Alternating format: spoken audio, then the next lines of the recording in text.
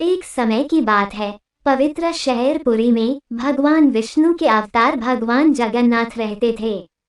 हर साल रथ यात्रा का भव्य त्योहार बड़े उत्साह के साथ मनाया जाता था, जहां भक्त सड़कों पर भगवान जगन्नाथ, भगवान बलभद्र और देवी सुभद्रा के भव्य रथों को खींचते थे।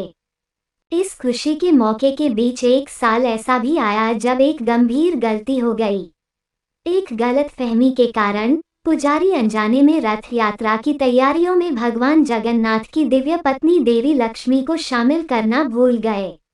जैसे ही उत्सव शुरू हुआ, भक्त त्रुटि से अनजान थे और उन्होंने अत्यंत भक्ति के साथ रथों को खींचा।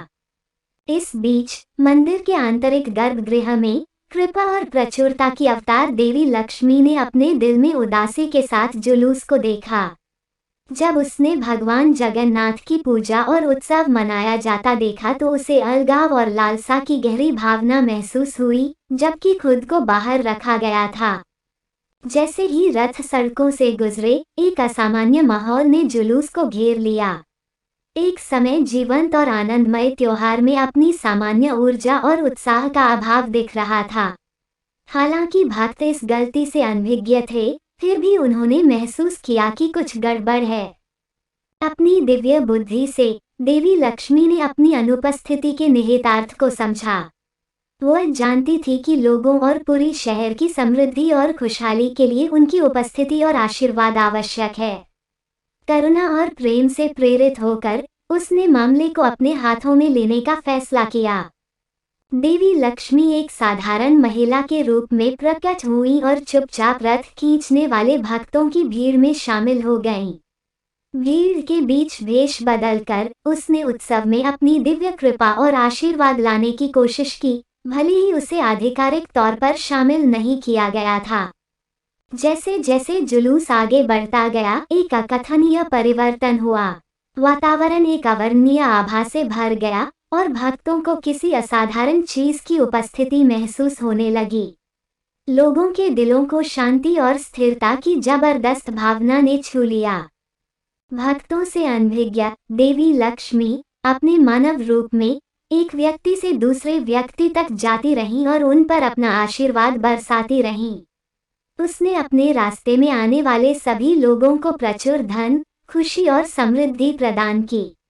भक्तों को अचानक खुशी और तृप्ति का एहसास हुआ, जैसे कि उनकी प्रार्थनाओं का उत्तर दिया गया हो। इस रहस्यमय महिला और उसके दिव्य आशीर्वाद की खबर पूरे शहर में जंगल की आग की तरह फैल गई। इस असाधारण घटना को देखने के लिए दूर दूर से लोग आए। वे प्रच्छन्न देवी लक्ष्मी से झलकती विनम्रता और करुणा से मोहित हो गए। आखिरकार पुजारियों को अपनी गलती का एहसास हुआ और उन्होंने दैवीय हस्तक्षेप को समझा। बहुत पछतावा होने पर उन्होंने जल्दी से देवी लक्ष्मी को शामिल करने की व्यवस्था की। रथों को रोक दिया गया और बड़ी श्रद्धा के साथ उनकी मूर्ति को भगवान जगन्नाथ के बगल में रखा गया। जैसे ही देवी लक्ष्मी की मूर्ति रथ पर रखी गई, एक अद्भुत परिवर्तन हुआ। संपूर्ण जुलूस एक अद्वितीय ऊर्जा और दैवीय कृपा से ओतप्रोत हो गया। दिव्य जोड़े के पुनर्मिलन पर पूर्णता की भावना महसूस करते हुए भक्त खुश हुए। उस दिन के बाद से पुरी में रथ यात्रा देवी लक्ष्मी की उपस्थिति के बिना कभी नहीं हुई। उनका समावेश उत्सव का एक अभिन्न अंग बन गया, जो एकता, समावेशिता और इस समझ के महत्व का प्रतीक है कि सभी दिव्य अभिव्यक्तियां आपस में जुड़ी हुई हैं।